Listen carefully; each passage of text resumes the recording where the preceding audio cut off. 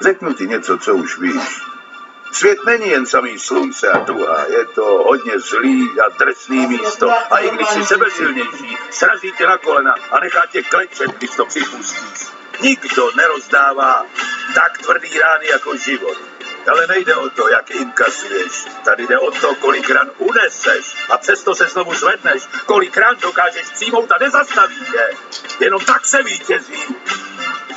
Chce to znát svoji cenu a jít houževnatě za svým, ale musíš umět snášet rány a ne si stěžovat, že nejsi tam, kde jsi chtěl a ukazovat na toho nebo na toho, že to zaviděli. To dělají zbabělci a to ty nejsi. Jsi lepší, pamatuj.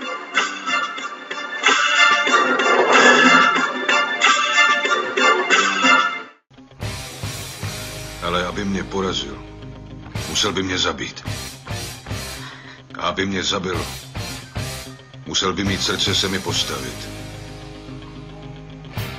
A to, aby udělal, musí mít vůli nechat se sám zabít.